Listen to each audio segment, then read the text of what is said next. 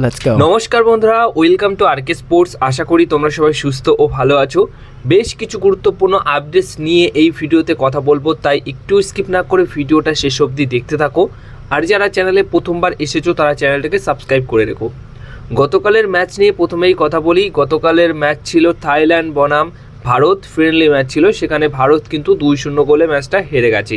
তো ম্যাচটা নিয়ে কিছু বলবো না, কারণ আমি ওই প্রথম 1-0 গোল যখন হয়েছিল তখন কিন্তু ওই গোলটা হওয়ার পরেও আমি ঠিকমতো খেলা দেখি, কারণ আমার রাগ এবং ভালো লাগছিল না খেলাটা দেখে, টিম ইন্ডিয়ার পারফরমেন্স দেখে। পরবর্তী সময় আবার সেকেন্ড হাফে কিছু খেলা দেখেছি, কিন্তু সেখানেও নিরাশ করেছে। তো এক কথায় টিম ইন্ডিয়ার খেলা দেখে কিন্তু একটুও শান্তি আমি পাইনি, যার কারণে আমি পুরো খেলা দেখিনি, কিন্তু কিছু কিছু সময় দেখেছি। অনেক সুযোগ নষ্ট করেছে এবং মাঝমাঠ তো কিছুই নেই। আয়ুষ ছেত্রী এই প্লেয়ারটিকে কী করে মানালো মার্কেস নেয়, সে একদম দাঁড়িয়ে খেলছে। আপুয়া তো যথেষ্ট ভালো পারফরমেন্স করেছে, যথেষ্ট চেষ্টা করেছে, কিন্তু আয়ুষ ছেত্রী পুরোপুরি দাঁড়িয়ে খেলছে। আর অনেক মিসপাস, অনেক কিছুই ঘটনা ঘটেছে। গতকালের ম্যাচ ফ্রেন্ডলি ম্যাচ ছিল, কিন্তু অনেক কিছু শেখারও ম্যাচ ছিল। এখান থেকেই যদি যা ভুলগুলো হয়েছে সেগুলো শুধরে পরবর্তী ম্যাচের জন্য প্রস্তুতি নেয়, তাহলে কিন্তু টিম ইন্ডিয়া হয়তো আবার পুরনো জায়গায় ফিরতে পারে। কিন্তু এইভাবে আর কতদিন, টিম ইন্ডিয়ার পারফরমেন্স সত্যি নিরাশ করছে। গতকালের ম্যাচ ফ্রিতে দেখার ব্যবস্থাটাও আমি করে দিয়েছিলাম, যারা দেখেছো তারা তো দেখেইছো। তো এবার এই ম্যাচ যেরকম হয়েছে যাই হোক, কিন্তু কোচকে নিয়ে একটা বড়সড় আপডেট রয়েছে। মানালো মার্কেসকে নিয়ে যে আপডেটটা রয়েছে, হংকংয়ের বিরুদ্ধে খেলার পর হংকংয়ের পরে গিয়ে সে হয়তো সরে যেতে পারে। হ্যাঁ, মানালো মার্কেস কিন্তু হেড কোচের দায়িত্ব থেকে সরে যেতে পারে এবং সে তার গোয়া দলের সাথে চুক্তি বাড়াতে পারে। কথা ছিল যে গোয়ার সাথে সে চুক্তি করবে না, টিম ইন্ডিয়ার কোচের দায়িত্বে আরও বেশ কিছু বছর থাকবে, কিন্তু যা পারফরমেন্স এখন রয়েছে তাতে করে সে মনে করছে যে তার এই দায়িত্ব আর সে নিতে পারবে না। তাই হংকংয়ের বিরুদ্ধে ম্যাচ খেলার পর সে প্রধান কোচের পদ থেকে সরে দাঁড়াতে পারেন এবং সে গোয়ার সাথে চুক্তি মেয়াদ বৃদ্ধি করতে পারেন, এমনটাই কিন্তু খবর রয়েছে। তো মানালো মার্কেসের আন্ডারেও হয়তো সেইভাবে সাফল্য আমার মনে হয় যে টিম ইন্ডিয়া পাবে না। নতুন কোচ আনলেই সেটা হয়তো ভালো হতে পারে, দেখা যাক কী হয়। এরকমই আপডেট রয়েছে যে মানালো মার্কেস কিন্তু সরে যেতে পারে। এবার এক এক করে ট্রান্সফার রিলেটেড আপডেটগুলো তোমাদের কাছে শেয়ার করি। প্রথমেই ডায়মন্ড হারবার এফসির কথা বলি। Diamond Harbour FC I league 2 থেকে তারা আই লিগে এবার কোয়ালিফাই করেছে। এবার তো ভালো টিম তৈরি করতেই হবে। তো সেই মতো একজন খুব পরিচিত বিদেশি ফুটবলারের দিকে তাদের নজর রয়েছে। রিউমর এই মুহূর্তে বেরিয়েছে, ব্রাইট এনোবাকারে 27 বছর বয়সী এই ফুটবল প্লেয়ারটিকে দলে আনতে পারে ডায়মন্ড হারবার এফসি, এমনটাই কিন্তু খবর রয়েছে। এর পাশাপাশি মিরশাদ মিচু নর্থ ইস্ট ইউনাইটেড এফসি দলের প্লেয়ার ছিলেন লাস্ট সিজনে। সেই 31 বছর বয়সী এই গোলরক্ষককেও দল নিতে পারে, এমনটা খবর রয়েছে। তো আপাতত এই দুই ফুটবলারকে নিয়ে খবর রয়েছে এবং সনি রোডির নাম তো রয়েইছে। তো 2 থেকে 3টে প্লেয়ারকে নিয়ে কিন্তু ডায়মন্ড হারবার এফসির রিউমর রয়েছে। দেখা যাক শেষ অবধি এই ডিলগুলো ডান হয় কিনা বা ডান করতে পারে কিনা।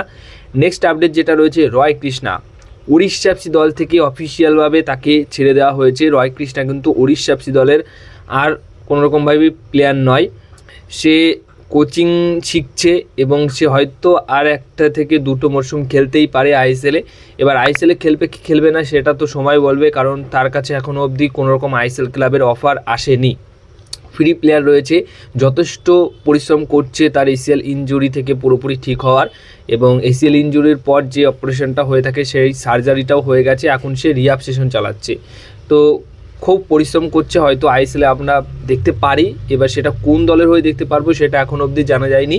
কোনো না কোনো দল তাকে দলে নেবার জন্য চেষ্টা করবেই। এখনও অবধি কোনোরকম ইন্টারেস্টও করেনি কোনো দল, বা অফারও সেন্ড করেনি। নেক্সট আপডেট যেটা শেয়ার করা রয়েছে, মোহনবাগান দলের ডিফেন্ডার সৌরভ বানোয়ালা, এই ফুটবলারটির সাথে মোহনবাগান দল চুক্তি বাড়াতে চেয়েছিল এবং কোচ মলিনার কিন্তু ইচ্ছা ছিল যে এই ফুটবলারটির সাথে চুক্তি বাড়াবে, এবং সেই রকমভাবে ম্যানেজমেন্টকে তারা বলেওছে, সে বলেছে। তো ম্যানেজমেন্টও সেই চেষ্টাটাই করছে। এখনও অবধি চুক্তি বাড়ানো হয়নি। সৌরভ বানোয়ালা হয়তো সেই চুক্তি নাও বাড়াতে পারে, মোহনবাগানের সাথে। কেন একথা বলছি, কারণ আইএসএলের বেশ কিছু ক্লাবের অফার তার কাছে চলে এসছে। তো সেই ক্ষেত্রে মোহনবাগান দলে সে নাও থাকতে পারে গেম টাইমের জন্য, কারণ গেম টাইম এই বছর সে সেই রকমভাবে পায়নি। যদি নতুন দলে যায় তাহলে সেই দলে গেম টাইম পেতে পারে, এরকম কিছু অফার তার কাছে এসছে। তাই সে ভেবেচিন্তে সিদ্ধান্ত নেবে যে কোন দলে সে যাবে। মোহনবাগান দলে না থাকার সম্ভাবনা তার কিন্তু সবথেকে বেশি এখন দেখা দিচ্ছে, বা এরকমই সম্ভাবনা রয়েছে। নেক্সট আপডেট যেটা দেওয়া রয়েছে, ধীরাজ সিংকে নিয়ে তোমরা আপডেট চাইছিলে, অনেকেই কমেন্ট করেছিলে যে ধীরাজ সিংকে নিয়ে আপডেট দাও। তো ধীরাজ সিং কিন্তু মোস্ট প্রবাবলি সে পাঞ্জাব এফসি দলে সই করতে চলেছে। পাঞ্জাব এফসি দলে সেট টু সাইন হয়েই গেছে। 90% ডিল ডান হয়েছে পাঞ্জাব এফসি দলের সাথে। শুধুমাত্র অফিসিয়াল যে সই স্বাক্ষরটা থাকে সেটা হয়ে গেলেই ধীরাজ সিং কিন্তু অফিসিয়ালভাবে পাঞ্জাব এফসি দলের প্লেয়ার। নেক্সট সিজনে পাঞ্জাব এফসি দলের হয়ে খেলবেন, এমনটাই খবর তাকে নিয়ে রয়েছে। এবার সবথেকে একটা গুরুত্বপূর্ণ ফুটবলারকে নিয়ে আপডেট শেয়ার করব, বাঙালি ফুটবলার রবি হাসদাকে নিয়ে। রবি হাসদা এই ফুটবলারটিকে নিয়ে গতকালই একজন আমাকে প্রশ্ন করছিল যে এই ফুটবলারটিকে নিয়ে আপডেট দাও।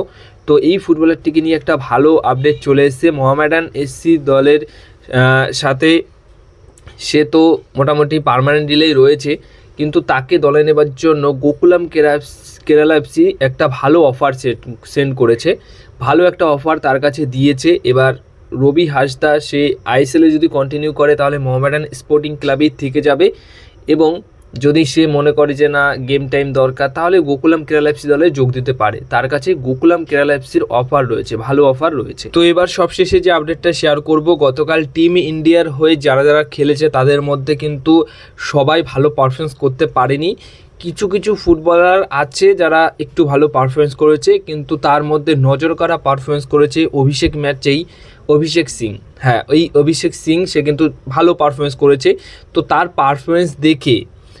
পারফরমেন্স দেখে কিন্তু মোহনবাগান ম্যানেজমেন্ট এখন উঠে পড়ে লেগেছে এই ফুটবলারটিকে দলে নিতে। কারণ তোমরা জানো যে সুভাশিস বোস সে কিন্তু চোটের মধ্যে রয়েছে, সে হংকংয়ের বিরুদ্ধে ম্যাচটা খেলতে পারবে না, সে আবার দেশে ফিরে আসছে এমনটাই খবর রয়েছে। এবং অভিষেক সিংকে যদি মোহনবাগান দল এই বছর সই করিয়ে নিতে পারে তাহলে সেটা দুর্দান্ত সাইনিং হবে।